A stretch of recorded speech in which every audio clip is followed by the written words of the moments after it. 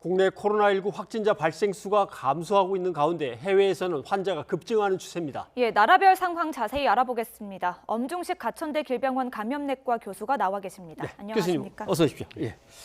국내에서는 사흘 연속으로 신규 확진자 수가 이제 100 밑으로 떨어져서 두 자리입니다. 이렇게 되면은 안정세로 찾아가고 있다, 진정 국면으로 가고 있다 이렇게 얘기해도 되겠습니까? 네, 대구 경북의 안정세라고 보시면 됩니다. 예. 대구 경북에서의 확진자가 줄고 있는 것이고 실제로 다른 지역, 특히 수도권에서는 꾸준하게 확진자가 늘고 있기 때문에 이 부분이 여전히 좀 이렇게 걱정이 되는 그런 부분이라고 보고 있습니다. 예. 그런데 전 세계적으로 보면 국내 확진자 수는 안정세를 찾아가고 있다고 볼 수는 있겠지만 전 세계적으로 보면 누적 확진자 수가 18만 명을 넘었고요. 내일 20만 명을 넘을 것이다. 이런 보도도 나오고 있더라고요. 특히 유럽에서 확진자 수가 늘고 있지 않습니까? 프랑스에서는 시민들에게 외출 금지령이 내려지기도 했다고요.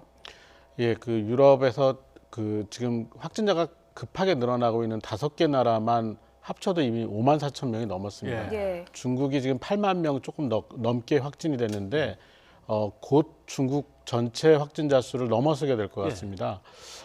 이제 특히 이제 스페인이나 프랑스, 이탈리아 그리고 스위스까지도 지금 상당히 확진자가 많이 늘어나고 있는데 문제는 그 확진자가 늘어나는 추세가 굉장히 가파르다는 거고 마치 초기에 후베이성 우한과 같은 그런 양상을 보이고 있어서 상당히 걱정이 되고 있습니다. 네. 예. 말씀하신 대로 나라들을 보면 이탈리아, 스페인, 프랑스 또는 스위스, 영국까지 이 유럽의 방역망이 어떻게 하다 이렇게 확 뚫린 걸까요? 일단은 경계에 실패한 것 같습니다. 그러니까 2019년 12월 31일 날 중국에서 우한시에 원인 미상의 폐렴이 발생했다라는 얘기가 나왔을 때 그때 이제 우리나라 같은 경우에는 질병관리본부를 중심으로 해서 이제 위기 평가를 끊임없이 계속하면서 이제 국내 유입을 막기 위한 노력을 굉장히 열심히 했는데 유럽의 경우에는 이제 이 위기에 대한 평가가 조금 낮게 유지가 되지 않았나 싶고 그런 과정에서 또 확진 검사 체계가 느리게 진행이 됐습니다. 그래서 실제 확진 검사를 가능해지는 그 시기가 우리나라보다 한 2, 3주 이상 늦거든요. 그 사이에 지역사회로 완전히 퍼져나가는 그런 시간을 준 것이 아닌가 이렇게 생각을 합니다. 예, 초기에 이제 경계에 실패했다고 이야기를 해주셨는데요. 이미 방역망이 뚫렸다면 그 다음에 대처도 중요할 것 같은데요. 유럽에서 공공의료 시스템이 빈약하기 때문이라는 분석이 나오고 있더라고요. 시스템이 어떻길래 그런 이야기가 나오는 겁니까? 사실 우리나라보다 공공병원이 훨씬 더 많고 그다음에 의료 전달 체계나 이런 것들은 훨씬 더 우수합니다.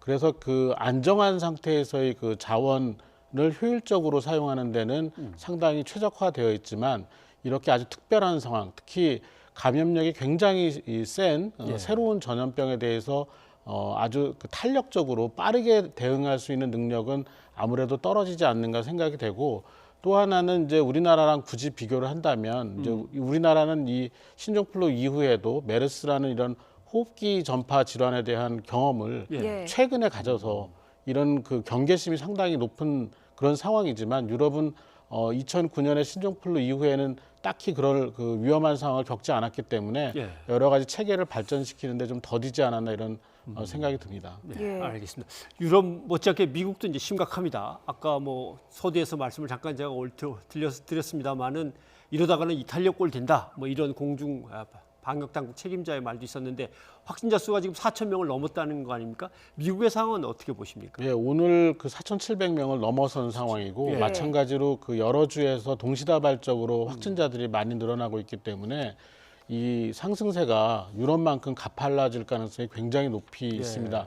문제는 미국의 이 의료 체계가 상당히 안정적이고 여러 가지 자원이나 이런 것들은 굉장히 풍부하지만 마찬가지로 좀 큰 공룡같이 아주 좀 이렇게 스피드하게 이렇게 대응하는 거는 좀 느린 편에 해당이 되거든요. 그래서 지금 여기도 마찬가지로 확진 검사 체계가 우리나라가 이제 전국에서 확진 검사를 진행할 때 3개 주, 4개 주 이렇게 구축이 되고 있었거든요. 그래서 여기도 마찬가지로 확진 검사가 느리게 구축이 되면서 마찬가지로 이 대도시 중심의 지역사회 유행이 퍼져나갈 때를 놓친 게 아닌가 이렇게 예. 생각을 합니다. 예, 처음에는 트럼프 미 대통령도 자연스럽게 뭐 사라질 것이다 이렇게 이야기를 했는데요.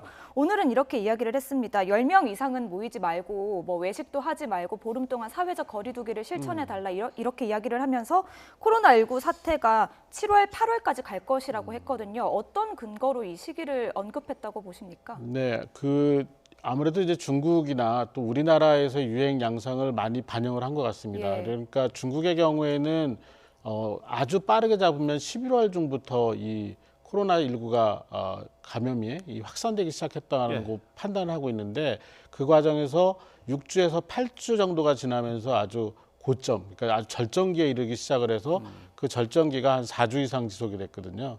근데 이런 부분들을 좀 고려를 해서 이 미국에서의 유행이 이제 한 2, 3주 사이에 급격하게 이제 진행을 하면서 마찬가지로 한 7주 내지 8주 정도의 그 절정기를 겪은 다음에 네. 한 4주에서 6주 정도의 그 강하기, 그러니까 소강 상태를 진행하다가 7, 8월에 끝나지 않겠냐라고 추정을 하는 건데 미국의 여러 가지 방역 체계나 이런 것들이 뭐 강력한 방역 체계이긴 하지만 워낙 전파력이 강하고 또 미국의 여러 가지 그 시스템이나 이런 것들이 얼마나 유기적으로 대응할 수 있느냐에 따라서 이 시기는 충분히 뒤로 밀릴 수가 있습니다. 네.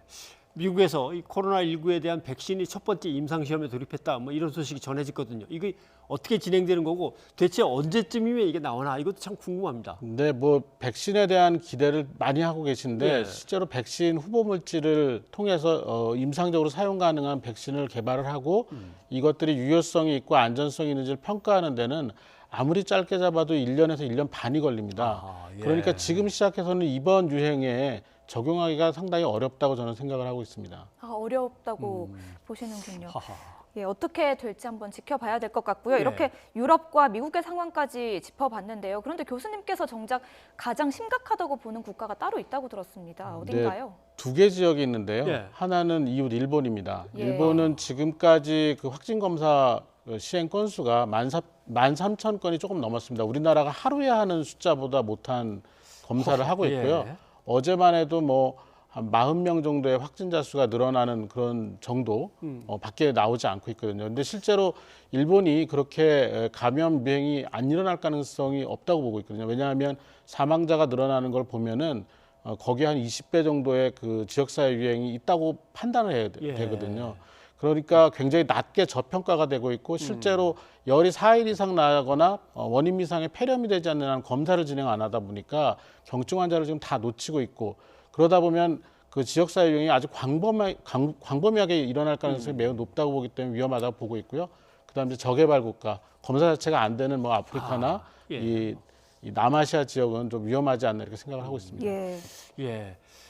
그런데 또 막상 우리 뭐 드라이브스루 같은 거 또 평가할 때 보면은 그 뭐 정확성도 떨어지고 하면서 이런 식으로 저평가를 일본이 한단 말이죠. 그럼 일본은 도대체 어떤 식으로 지금 하고 있는 건데요? 그러니까 이 경증 환자, 무증상 감염 환자가 전체의 한 8, 90%를 차지하고 있고 예. 그리고 이제 중증으로 갈수록 환자 수가 적어지는데 이 피라미드 구조처럼 돼 있거든요. 이 꼭대기에 있는 중증 환자들만 검사한다고 보시면 될 것 같습니다. 예. 알겠습니다. 자, 뭐 이렇게 보면 사실 지구촌에 안전한 곳은 없습니다만은 특히 걱정은 이제 미국이었는데 사실은 저평가돼 있는 일본 그리고 아무것도 지금 할 수 있는 능력이 없는 이제 저개발 국가들 위험하다는 말씀이군요.